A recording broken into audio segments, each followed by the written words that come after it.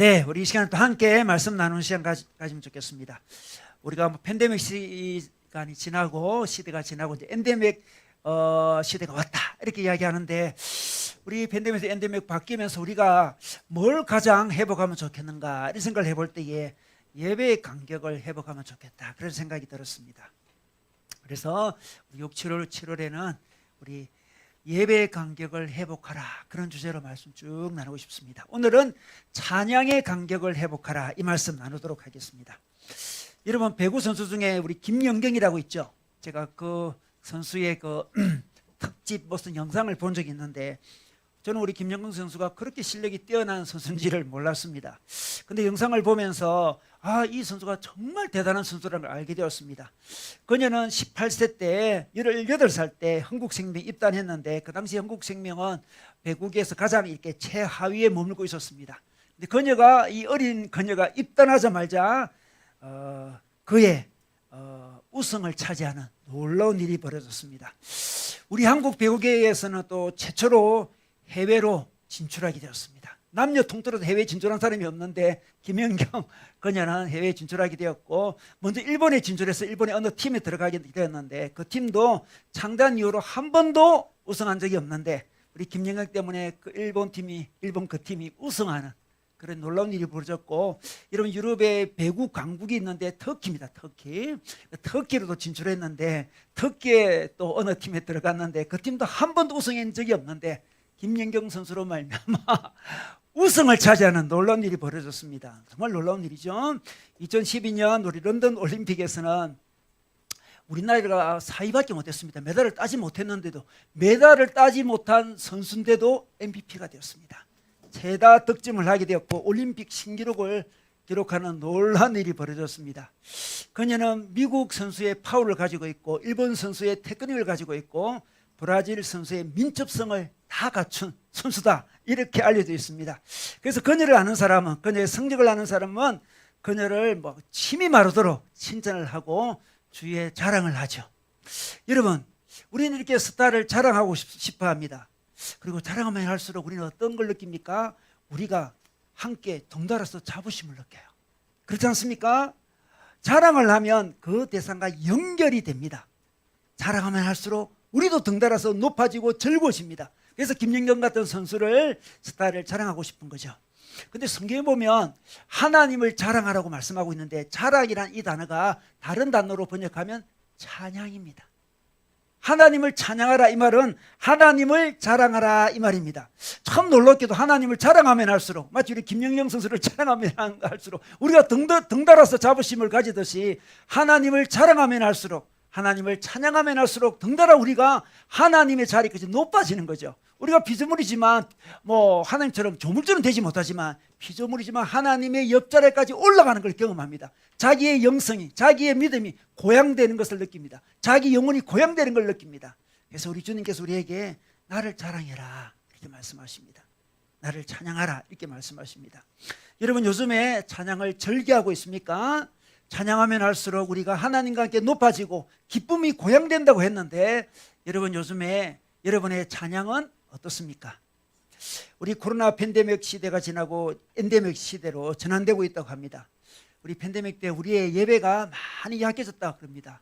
특히 영상으로 드리는 상황이 되어서 예배가 많이 약해졌다는 이야기를 많이 듣는데, 약해진 중에 너무나 안타깝게도 찬양이 약해졌습니다. 그렇지 않습니까? 집에서 우리 영상으로 예배 드릴 때 우리 찬양을 부르기 좀 어색한 적도 많이 있지 않습니까? 정말 현장에서 찬양하는 것보다 훨씬 좀 이렇게 강하게 찬양 못하고 뜨겁게 찬양 못할 때가 얼마나 많았습니까? 찬양이 약해졌습니다. 다른 것도 부족했지만 찬양이 너무너무 약해졌습니다. 그래서 우리는 예배를 회복할 때 찬양을 회복하면 좋겠습니다. 여러분, 찬양을 드리면 하나님과 덩달아 위로 올라간다 그랬죠. 혹시 요즘에 눌려있는 사람 있습니까? 뭔가 힘이 없는 사람 있습니까? 찬양을 회복할 때 우리의 영혼이 고양되는 것을 경험할 수 있습니다. 그럼 어떻게 하면 이 찬양을 회복할 수 있을까요? 어떻게 회복할 수 있을까요? 오늘 말씀을 통해서 함께 나누고 싶습니다. 오늘은 시편 147편 1절에서 2절 말씀 우리 봉독자가 읽어주도록 하겠습니다.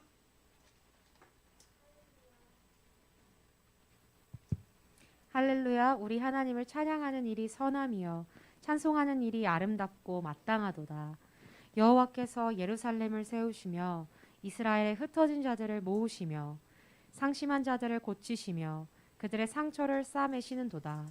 그가 별들의 수요를 세시고 그것들을 다 이름대로 부르시는도다. 우리 주는 위대하시며 능력이 많으시며 그의 지혜가 무궁하시도다. 여호와께서 겸손한 자들은 붙드시고 악인들은 땅에 엎드러뜨리시는도다. 감사함으로 여호와께 노래하며 수금으로 하나님께 찬양할지어다. 그가 구름으로 하늘을 덮으시며 땅을 위하여 비를 준비하시며 산에 풀이 자라게 하시며 들짐승과 우는 까마귀 새끼에게 먹을 것을 주시는도다. 여호와는 말의 힘이 세다 하여 기뻐하지 아니하시며 사람의 다리가 억세다 하여 기뻐하지 아니하시고 여호와는 자기를 경외하는 자들과 그의 인자하심을 바라는 자들을 기뻐하시는도다. 예루살렘아 여호와를 찬송할지어다. 시온아 내 하나님을 찬양할지어다. 그가 네 문빗장을 견고히 하시고 내 가운데에 있는 너의 자녀들에게 복을 주셨으며 내 경내를 평안하게 하시고 아름다운 밀로 너를 배불리시며 그의 명령을 땅에 보내시니 그의 말씀이 속히 달리는도다. 눈을 양털같이 내리시며 서리를 재같이 흩으시며 우박을 떡 부스러기 같이 뿌리시나니 누가 능히 그의 추위를 감당하리요. 그의 말씀을 보내사 그것들을 녹이시고 바람을 불게 하신즉 물이 흐르는도다. 그가 그의 말씀을 야곱에게 보이시며 그의 율례와 규례를 이스라엘에게 보이시는도다. 그는 어느 민족에게도 이와 같이 행하지 아니하셨나니 그들은 그의 법도를 알지 못하였도다. 할렐루야. 아멘. 네, 오늘 우리 147편 말씀은 예배 때 부르는 찬양시입니다. 예배 찬양시입니다. 근데 참 재밌는 것은 시작할 때도 할렐루야 이렇게 외치고 마지막 끝날 때도 할렐루야라고 끝을 맺고 있습니다. 우리 시편 140 오늘 7편인데 146편, 7편, 8편, 9편, 150편까지는 다 이렇게 할렐루야로 시작해서 할렐루야로 끝나게 됩니다. 그래서 할렐루야 시편이다 이렇게 소개하고 있습니다. 여러분 할렐루야는 무슨 뜻입니까? 할렐루야는 무슨 뜻입니까? 우리가 늘 할렐루야 할렐루야 하는데 할렐루야는 무슨 뜻일까요? 할렐루야는 여호와를 찬양하라 그런 말입니다. 할렐루 찬양하라 야 여호와 하나님을 찬양하라 이 말이죠. 자, 찬양하는 것은 자랑하는 것이라고 했죠. 하나님을 자랑하라 이 말입니다. 여러분 우리 인간은 누군가를 자랑하는 걸 좋아합니다. 찬양하는 걸 좋아합니다. 영광 돌리는 걸 좋아합니다. 우리 인간은 예배를 좋아하는 그 본질을 가지고 있어요. 우리는 예배하는 존재예요. 자랑을 하기를 좋아하죠. 김연경 같은 선수를 자랑하기를 좋아하잖아요. 유명인들을 자랑하기 좋아합니다. 그 자랑할 때 우리는 그 유명인과 연결이 일어나죠. 연결이 일어납니다. 그래서 그 대상과 동일시되는 느낌을 가집니다. 우리 막 자랑하잖아요. 그때 그 대상과 동일시되는 느낌을 가지죠. 함께 위로 올라가는 느낌을 가집니다. 특별히 그 대상과 자기가 개인적인 어떤 연결권이 있으면 더더욱 자랑할 수 있습니다. 아, 우리 친척이야, 아는 오빠야, 그럴 수 있잖아요, 그죠? 아예 내 동창이야, 이렇게 하면서 함께 위로 올라가는 걸 경험할 수 있습니다. 우리는 자랑하길 좋아합니다. 우리는 어떤 사람을 찬양하길 좋아하죠. 사람이 아니더라도 우리는 어떤 단체를 또 찬양하거나 자랑할 때도 있죠, 그죠? 자기 직장을 자랑할 수도 있고 자기가 나온 대학을 자랑할 수도 있습니다. 제가 이전에 선교단체 할 때는 우리 선교단체가 좀 유명한 선교단체여가지고 물어보니까 많은 친구들이 왜 우리 선교단체가 왔냐 물어보니까 유명해서 왔다. 유명해서 유명하니까 왔다. 유명한 선교단체 가면 자기도 유명해질 것 같으니까 유명해서 왔다는 이야기를 했습니다.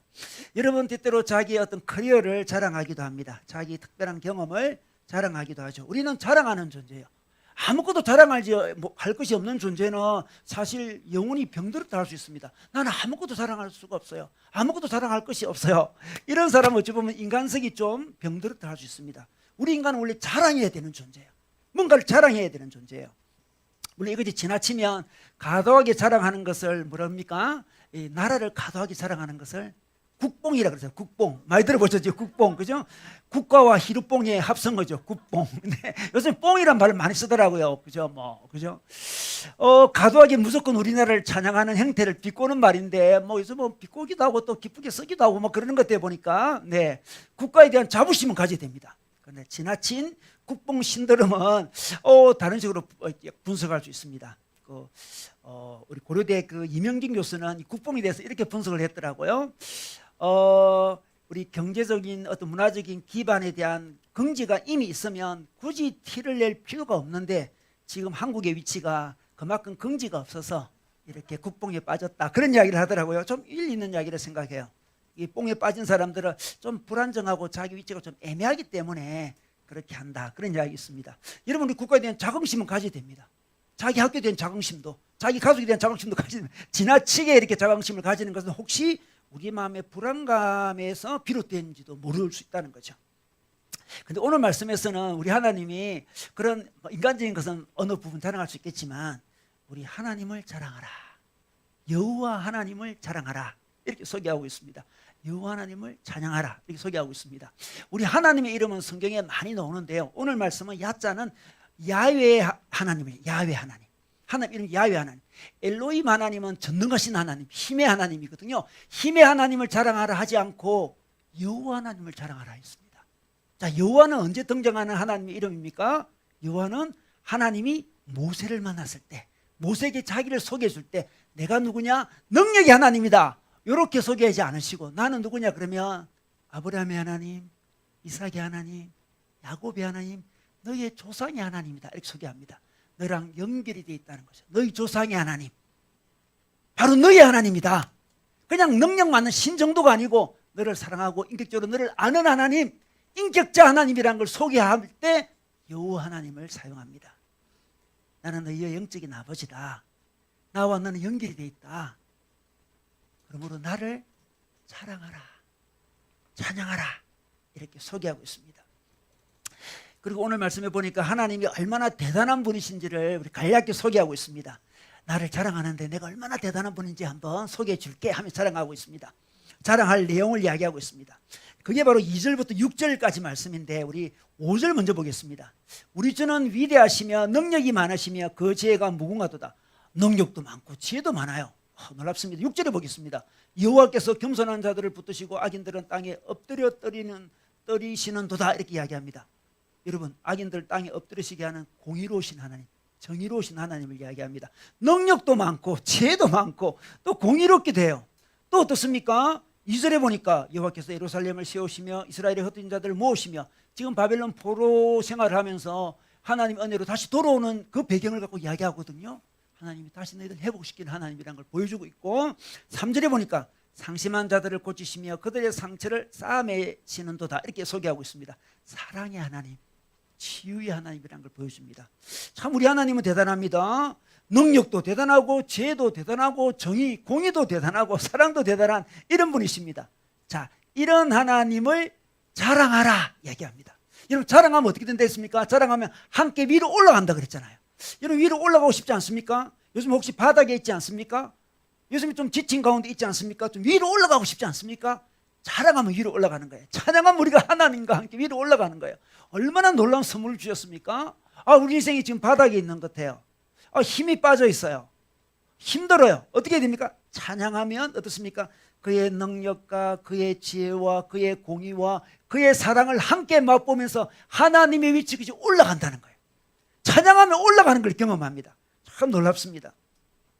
그런데 우리는 우리 하나님을 찬양하기보다 인간적인 걸 찬양할 때 많죠. 인간적인 것들은 다 한계가 있죠. 한계가 있습니다.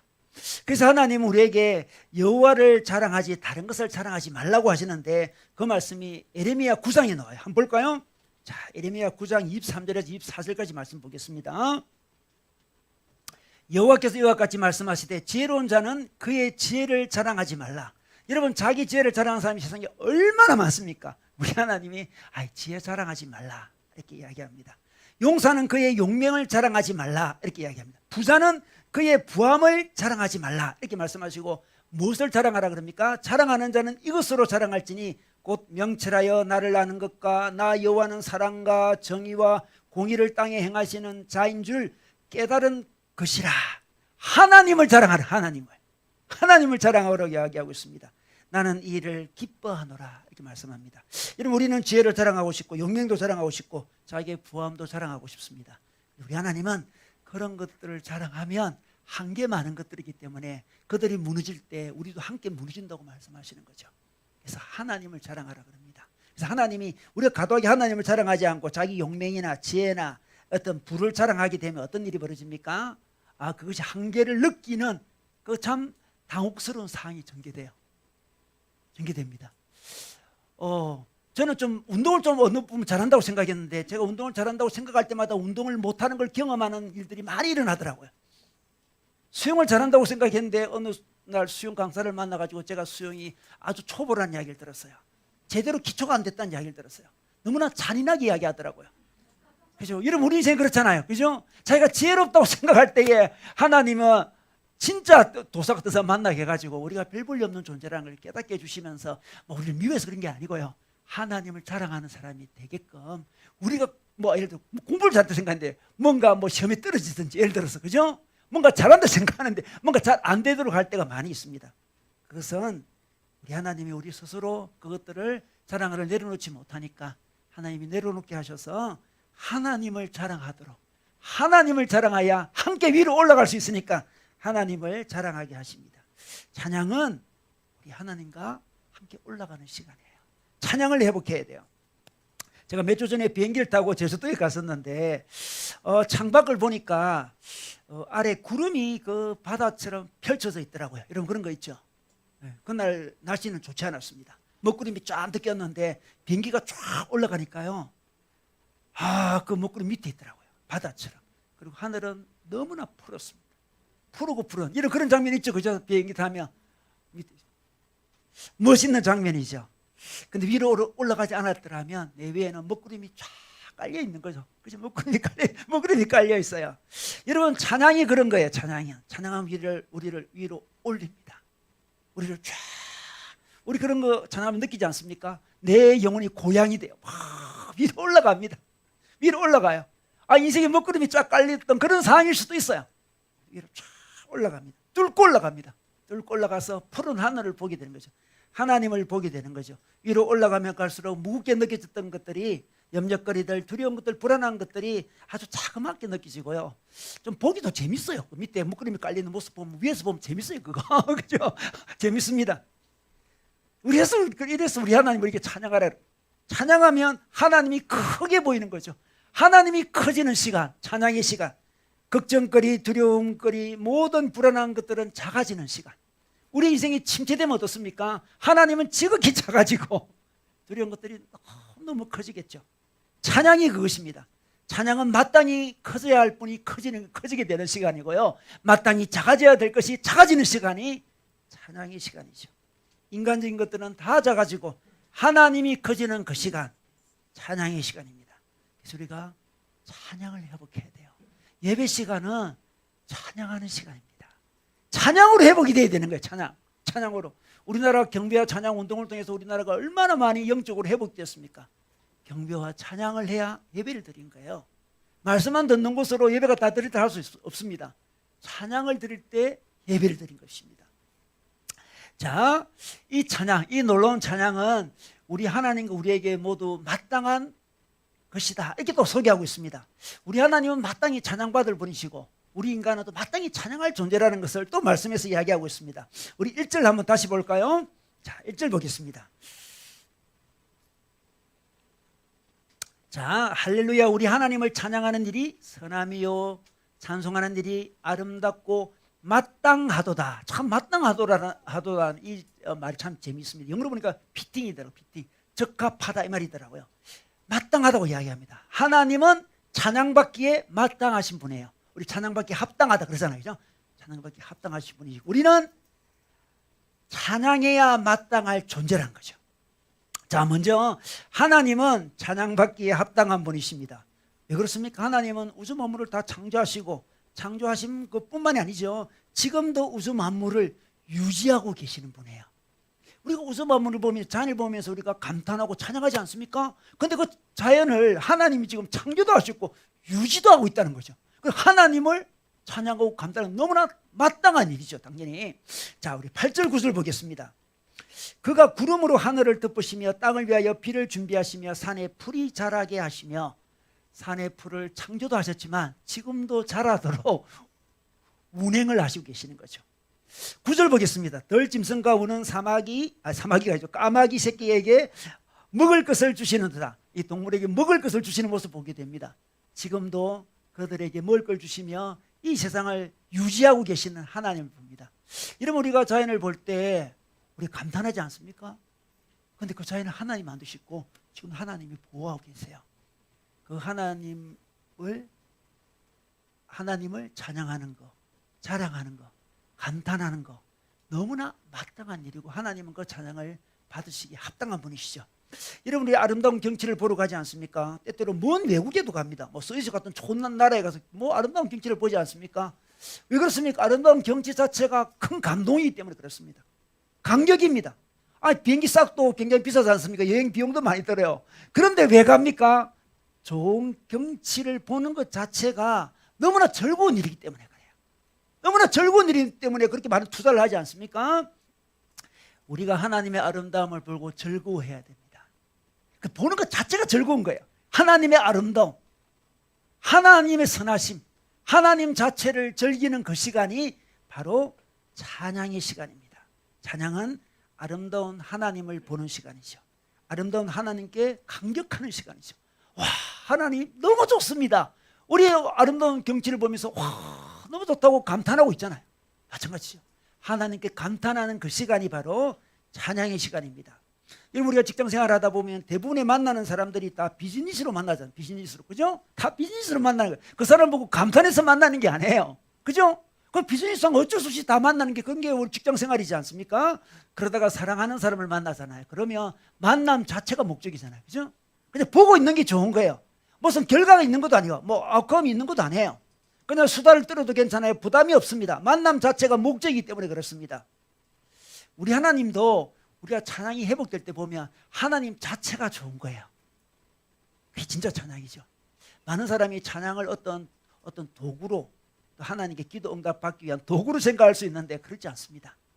도구로 하나님께 접근하면 찬양이 힘이 빠집니다. 그래서 찬양하는 게 좋아야 돼요. 근데 경치를 보는 게 좋아야 되는 거죠. 하나님을 그걸 즐거워하는 거예요. 하나님을 감격하는 겁니다. 여러분, 우리 자기 배우자가 사랑스러우면 배우자를 보는 것이 그냥 좋은 거잖아요. 그죠? 자기 친구가 그냥 좋은 거고 자기 애가 좋아요. 애기 키우는 거 힘들고 어렵지만 그냥 빵것도 쓰면 좋잖아요. 바라보는 거 좋습니다. 같이 바라보면서 부부가 이야기하잖아요. 그냥 코가 어떻다, 입이 어떻다 하면서 막 즐기잖아요. 그죠? 인간은 이런 시간이 있어야만 인간성이 회복돼요. 우리는 그런 존재예요. 우리에게 하나님은 그냥 존재 자체로 아름다운 분이셔야 됩니다. 그 시간이 바로 찬양의 시간이죠. 하나님 그걸 원하십니다. 꼭 기도 응답을 하나님께 들어주셔서 찬양합니다. 그 정도가 아니죠. 그때도 찬양해야 되지만 여러분, 뭔가 비즈니스로 맞지 않는 시간에 이 시간에 왜 내가 이렇게 하고 있지? 찬양의 시간, 그죠? 비즈니스로 맞지 않는 시간에 무슨 결과를 주는 것도 아니에요. 뭐 기도 응답 주는 건데 하나님이 너무나 찬양하는 거, 그게 바로 찬양의 본질이에요. 하나님은 찬양받으시기 합당한 분이십니다. 여러분, 우리가 그 예배 드릴 때 늘 예배를 통해서 어떤 결과들 있잖아요. 어떤 기도 응답들, 놀라운 깨달음들, 예를 들어서 어떻게 해야지, 뭐 그런 부분도 있지만 많은 부분은 하나님이 기뻐서 예배해야 돼요. 여러분, 예배로 나올 때 하나님 그냥 좋은 경치를 구경하듯이 하나님께 오는 거죠. 하나님의 아름다우심을 다시 한번 들어보면 하나님께 감동하고 싶습니다. 감격하고 싶어요. 즐거워하고 싶습니다. 그래서 예배 들어가면 너무 즐거워요. 좋은 경치를 본 것보다 훨씬 즐거워요. 너무 즐거우니까 오는 거예요, 이게. 그죠? 뭐 어무감으로 율법적으로 오는 거 아니잖아요. 그죠? 뭔가를 대단한 걸 배우려고 오는 것도 아니죠. 하나님을 즐거워하는 시간. 예배 시간입니다. 예배 시간. 현대사회는 온통 비즈니스만 많이 남아있죠. 그죠? 사람을 만날 때도 비즈니스로 다 만나요. 자기 삶 속에 비즈니스 아니면 만남이 없는 사람, 정말 불행한 사람이에요. 나의 모든 관계는 다 비즈니스다. 너무 슬프지 않습니까, 여러분? 너무너무 슬퍼요. 모든 관계가 비즈니스 관계라뇨. 그냥 보기만 해도 좋은 사람들 있어야지, 그죠? 아무런 나한테 주는 것도 없어요. 그냥 보기만 해도 감격스럽고 만족스럽고 보면 더 보고 싶고. 이런 가족이 그래야 돼, 가족이. 그죠? 가족이 그래야 되죠. 가족이 하나님께서 선물로 주신 이유가 그냥 보는 것 자체로 기뻐하라고 주셨잖아요. 그죠? 가족이 그래야 돼, 가족이. 저는 교회 가족도 그래야 된다 생각해요. 교회 가족도 우리가 무슨 비즈니스로 만났지 않습니까? 비즈니스로 만났습니까, 지금? 비즈니스 만난 게 아니에요. 이전에 어떤 분이 저한테 그러더라고. 아, 교회를 이렇게 이 피라미드 있죠. 피라미드 하는 거 있죠. 피라미드 하는 거 있지 않습니까? 뭐 그런 구조를 만들면 아주 모임이 잘 될 거라 그러더라고요. 너무 당혹스럽습니다. 아메이 그런 거 있잖아, 그죠? 그런 피라미드 구조로 딱 짜가지고 경제적으로 딱딱딱 묶고 나면 소그룹이 절대로 안 빠진대요. 그래서 이게 무슨 말이냐? 이게 우리 모두를 비즈니스로 엮어 놓으면 절대로 안 빠진다는 거예요. 참 너무나 안타깝다 이거. 너무나 안타깝다. 여러분 가족이 뭐 비즈니스로 이게 묶어야 됩니까 이렇게? 그게 아니죠. 그냥 만남 자체가 즐거워야 되는 거죠. 우리 하나님 만나는 게 그냥 즐겁습니까? 그런 사람은 예배가 회복되고 있는 거예요. 우리 예배 회복하고 싶습니다. 찬양 회복하고 싶습니다. 회복하려면 뭔가 없어도 그냥 하나님이 좋아서 찬양을 보여야 됩니다. 하나님은 찬양밖에 합당한 분이시니까 자기 삶에서 시간을 떼어낼 수 있습니다. 그건 하나님 즐기는 시간이죠. 그냥 하나님께 감동하는 시간이죠. 그죠? 우린 영적인 존재니까 뭔가 감동할 수밖에 없는 존재예요. 근데 나는 다른 것에 감동하기보다도 우리 하나님께 감동하리라. 하나님께 감격하리라. 하나님은 그 사람을 기다리고 계십니다. 기다리고 계세요. 나를 찬양하라고 주님께서 말씀하십니다. 우리 인간은 멋진 그림을 보면 감격하고 멋진 노래를 들으면 또 감격합니다. 너무나 자연스럽습니다. 우리는 감탄할 수 있어야 돼요. 감탄. 뭔가 감탄할 수 있어야 돼요. 자기는 아무것도 감탄할 것이 없다. 아무것도 감격할 것이 없다. 그런 사람은 병든 거예요. 정신적으로 병듭니다. 병들었습니다. 영적으로 병든 사람은 뭘까요? 찬양이 사라진 사람이에요. 찬양이 사라진 사람, 찬양이 약해진 사람, 그 사람은 영적으로 병들었다는 걸 기억해야 돼요. 병이 들어서 찬양하기 싫은 거예요. 찬양이 귀찮은 거예요. 그냥 찬양이 나오지 않습니다. 그럼 영적으로 회복하면 어떻습니까? 자기도 모르게 찬양이 나오죠. 우리 몸이 회복돼도 뭐 밥맛이 돌아오면 밥을 먹고 싶잖아요. 똑같은 거죠. 영적으로 회복되면 찬양하고 싶어요. 여러분 요즘 어떻습니까? 찬양하고 싶으십니까? 찬양의 시간이 즐거우십니까? 찬양 부를 기회를 찾고 있었습니까? 찬양을 자꾸 듣고 싶습니까? 여러분 영적으로 깨어나고 있는 거예요. 여러분 우리 엔데믹 시대에 찬양을 회복하면 좋겠습니다. 그냥 만나면 찬양하면 좋겠습니다. 만나면 찬양하고 싶어요. 여러분 찬양할 대상이 없는 사람은 굉장히 자기 중심적인 사람이 됩니다. 자기만 아는 사람이 돼요. 아무도 찬양하지 않습니다. 그 사람 아무도 칭찬하지 않아요. 철저히 자기 중심적인 사람이 돼요. 여러분 자기 중심적인 사람은 어떻습니까? 엄청난 소외감을 느끼겠죠. 세상이 자기밖에 남지 않았거든. 엄청난 허무감도 느끼겠죠. 엄청난 고통도 느끼겠죠.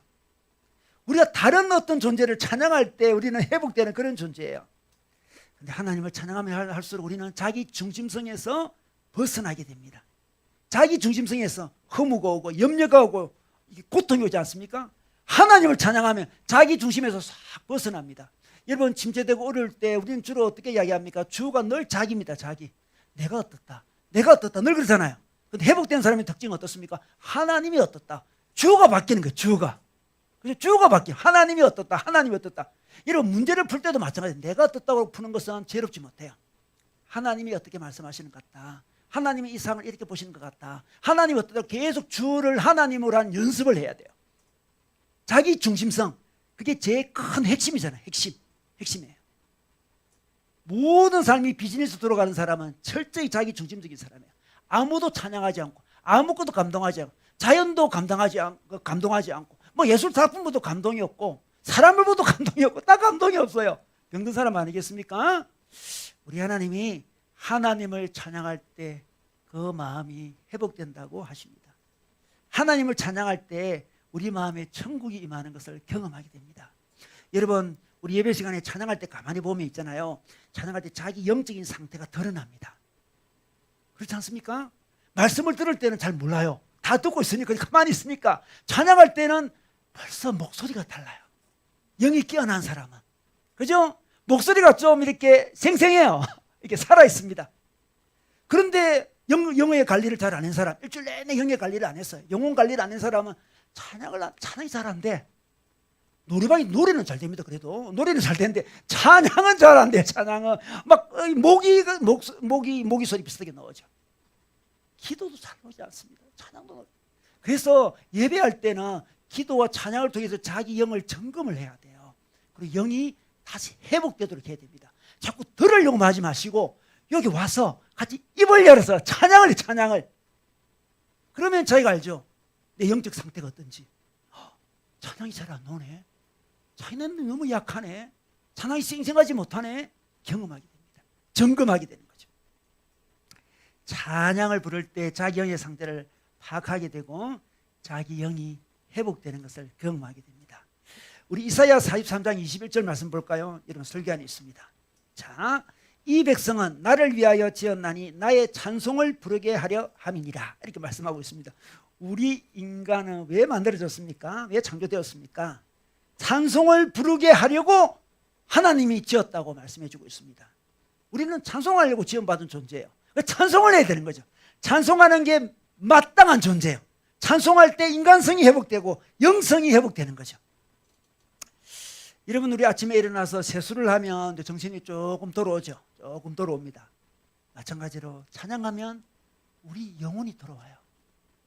영혼이 어딘지 모르고 그냥 열심히 살던 인생이 찬양을 하면 내게 영혼이 있었지. 내 속에 영혼이 있었지. 영혼을 되찾는 시간. 그 시간이 바로 찬양의 시간이죠. 그래, 하나님이 나를 찬양하는 존재로 지으셨지. 깨닫는 시간. 찬양을 부를 때요. 여러분, 찬양을 회복하시기 바랍니다. 더 나아가서 오늘 우리 하나님 우리에게 찬양을 부르라, 하나님을 찬양하라 말씀하시면서 한 인물을 소개합니다. 어떤 인물입니까? 오늘 19절 보겠습니다. 한 인물을 소개합니다. 그가 그의 말씀을 야곱에게 보이시며 그의 율례와 규례를 이스라엘에게, 이스라엘이 바로 야곱의 다른 이름이죠. 이스라엘에게 보이시는도다. 그는 어느 민족에게도 이와 같이 행하지 아니하셨나니 그들은 그의 법도를 알지 못하였도다. 할렐루야. 이렇게 말씀합니다. 하나님은 다른 어떤 민족보다 야곱 민족, 야곱에게 하나님은 말씀을 보셨다. 이렇게 이야기하고 있습니다. 여러분, 우리 하나님은 야곱을 통해서 말씀하시기를 절개하십니다. 참 놀라워요. 우리 자녀들 이름 지을 때 야곱이라는 이름은 잘 안 짓잖아요. 우리나라 사람들은 그죠. 아브라함은 많이 받고 이삭도 많이 보고 그러지 않습니까? 그죠? 요셉도 많고 그래요. 그죠? 베드로도 많고 하는데 야곱 잘 없어요. 그러니까 야곱은 뭔가 이게 닮을 게 좀 없는 거예요, 이게. 근데 하나님은 너무 야곱을 좋아하시는지 야곱 이야기를 많이 하세요. 야곱의 이름이 이스라엘 아니겠습니까? 이스라엘 나라 이름이 이스라엘, 야곱에서 나왔지 않습니까? 하나님이 야곱을 통해서 말씀하신 걸 너무 절개하시는 것 같아요. 아브라함은 믿음의 조상이지 않습니까? 말씀을 많이 할 것 같은데 아브라함 이야기도 안 하고, 이삭은 또 순종의 사람 아니겠습니까? 근데 야곱을 하나님 절개 이야기하십니다.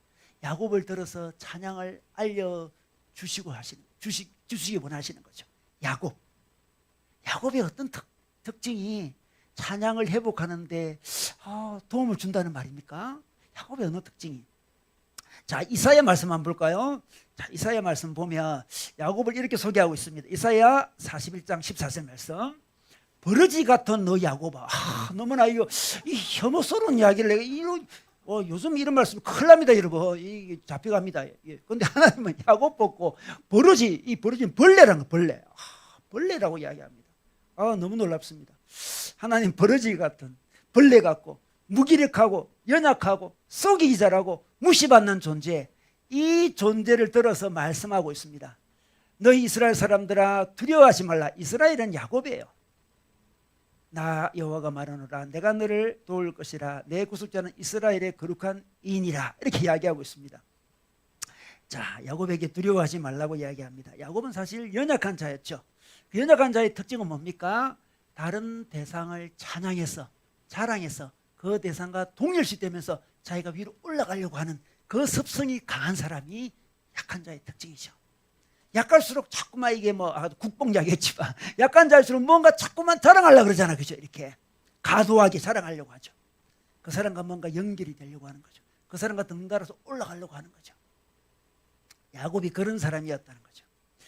야곱은 처음에는 아버지 인정을 받고 싶었습니다. 아버지 사랑을 받고 싶었습니다.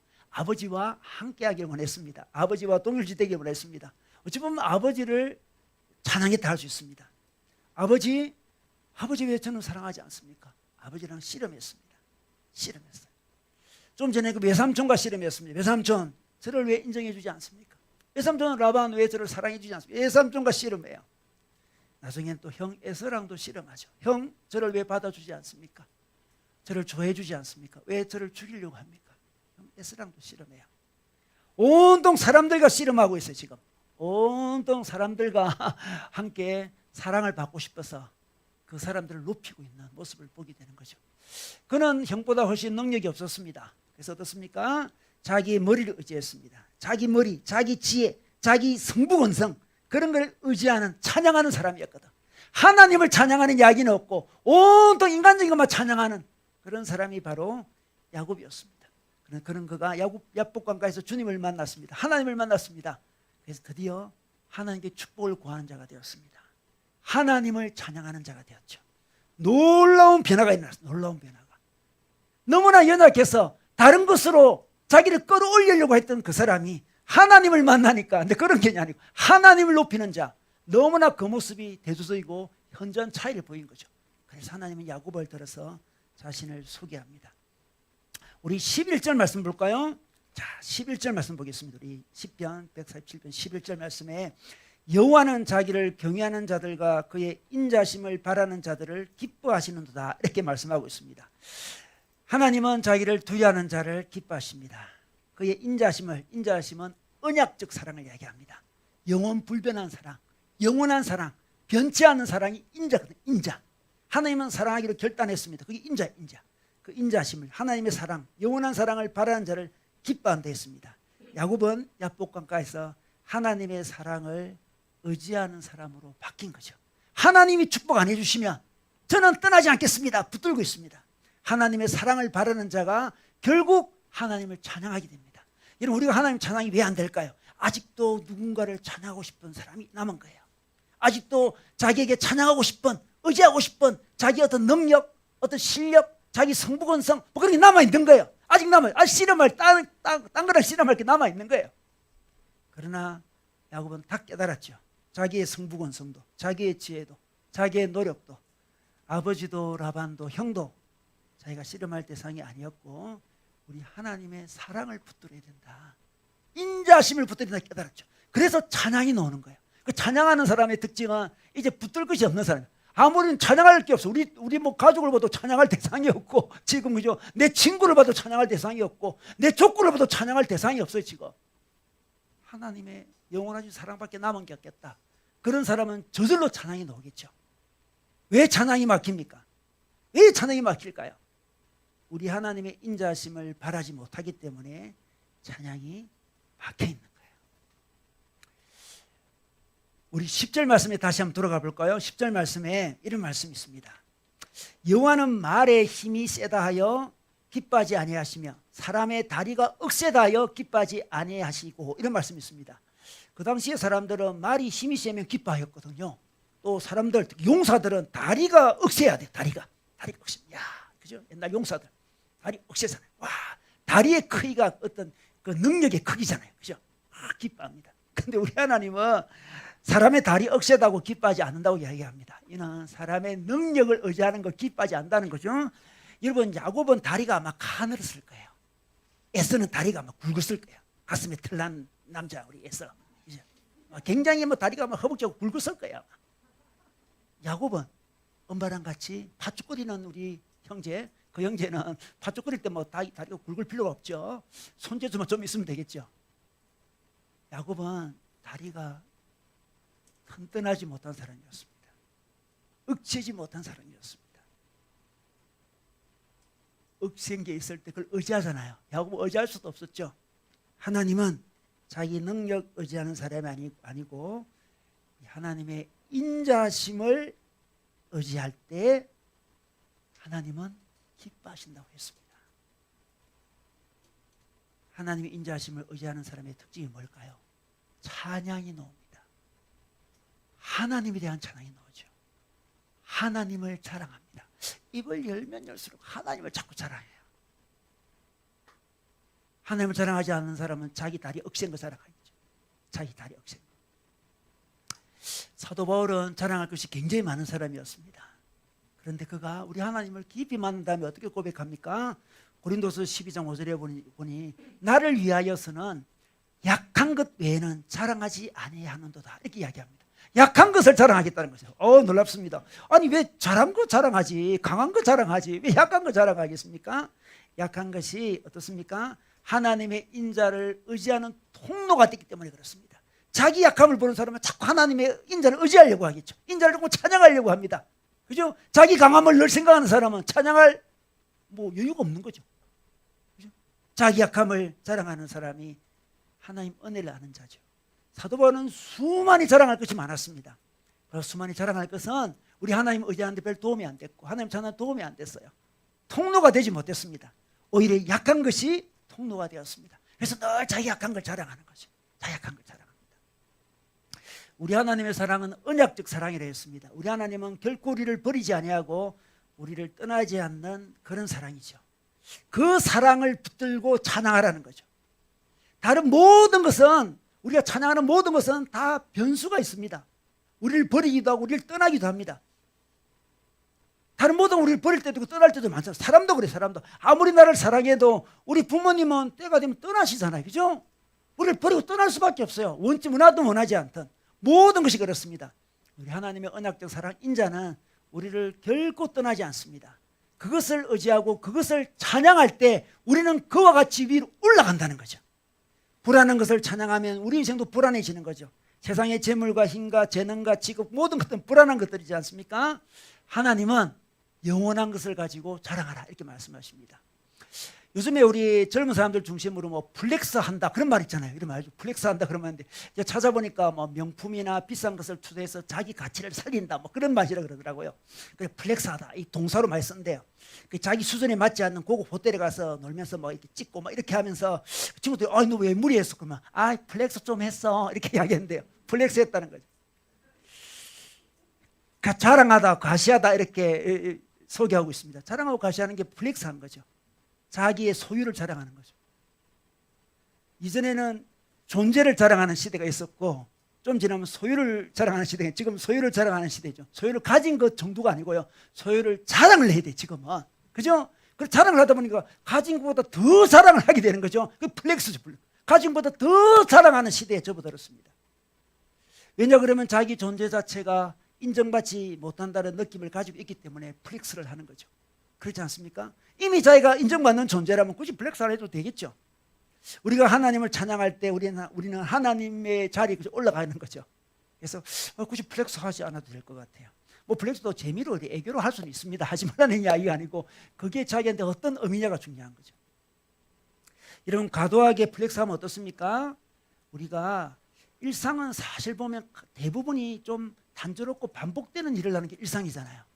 그 플렉스를 자꾸 하고 플렉스의 맛을 들이다 보면 일상을 좀 무시하게 돼요. 일상의 소중함을 모르게 됩니다. 일상을 좀 무미건조하다 그런 생각이 들고 무의미하다 생각할 수가 있어요. 그런데 하나님은 어떻습니까? 일상을 회복시키시는 분이잖아요.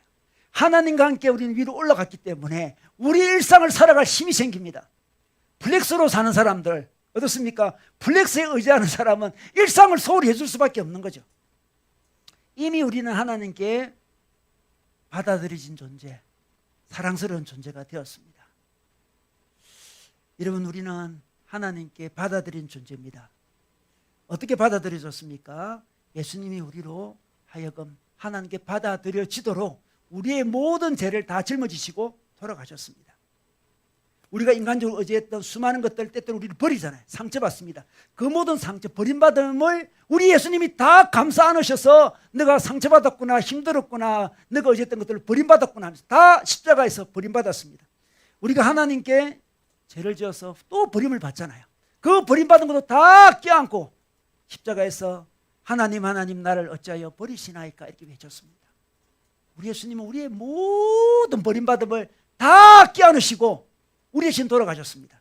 그래서 우리는 결코 버림받지 않는 존재로 만들어 주셨습니다. 이게 복음이에요. 복음. 세상에 의지하다가 버림받는 상처들 많지 않습니까? 사람을 의지해서 버림받기도 하고 또 어떤 물질을 의지해서 버림받기도 하고 수많은 버림받음을 경험하고 또 죄 때문에 하나님께 버림받은 것 같은 인생을 살기도 했습니다. 그런데 십자가의 예수님은 우리의 모든 버림받음을 그분이 다 품으셔서 내가 너를 위하여 대신 버림받았다. 하나님 왜 저를 버리시나이까 외치면서 돌아가시면서 우리의 모든 버림받음을 다 가져가시고 우리에게 언약적 사랑, 영원한 사랑, 영원히 받아줄 하나님의 사랑 안으로 초대해 주셨습니다. 그래서 우리는 굳이 플렉스할 필요가 없는 거죠. 우리는 자랑할 필요가 없습니다. 우리는 하나님만 자랑합니다. 그래서 하나님 너무너무 자랑하고 싶은 거죠. 하나님 너무너무 자랑하고 싶은 거예요. 찬양이 나오는 거예요. 찬양이 회복되는 거죠. 여러분, 찬양하면 할수록 우리는 즐겁습니다. 찬양하는 것이 마땅하고 즐거운 일이라 했잖아요. 하면 할수록 즐거운 거예요. 여러분, 사랑하는 자기 자녀 보고 있으면 볼수록 즐겁죠. 그죠? 보면 볼수록 또 보고 또 보고 또 봐도 즐거워요. 사랑하는 사람 보고 또 즐겁지 않습니까? 우리 하나님이 우리에게 그런 즐거운 존재가 되는 거, 그게 찬양이 회복되는 거예요. 이 플렉서 이야기인데, 플렉서를 가지고 잘 사용하는 예를 제가 그래서 봤습니다. 어떤 캠페인이 있는데요. 베리 굿 매너 이런 캠페인이 있는데 자랑하는데 이제 자랑을 아주 지혜롭게 자랑하고 아주 세상을 살리는 자랑을 하더라고요. 어떤 이제 식사를 한다. 어느 이제 레스토랑 식사를 할 때 라이프와 포크 있는데 그걸 가지고 이제 적십자 십자가 적십자 모양 있지 않습니까? 그것을 딱 이렇게 놓으면 그 밥을 잘 먹지 못하는 우리 아이들에게 한 끼 식사 비용을 내가 기부하겠습니다. 그런 사인이 돼요. 그래서 밥 먹다가 이렇게 그 포크와 라이프를 이렇게 딱 두면, 그래서 결제할 때 이제 그것까지 포함해서 결제를 한다 그러더라고요. 그 운동이 쫙 일어나고 있습니다. 그 운동을 이렇게 딱 그 사진 찍어서 올린대. 플렉스 하는 거. 나 이거 했다. 좀 정말 선한 일이잖아, 그죠? 올린대. 그래서 폴란드에서 이 운동으로 말미암아 500만 명이 참여하게 되는, 놀랍지 않습니까? 500만 명이. 정말 놀라워요. 이번 플렉스하면 이런 것 좀 플렉스하면 좋겠어요, 그죠? 나 십자가 이렇게 저기다 십자가 딱 있다.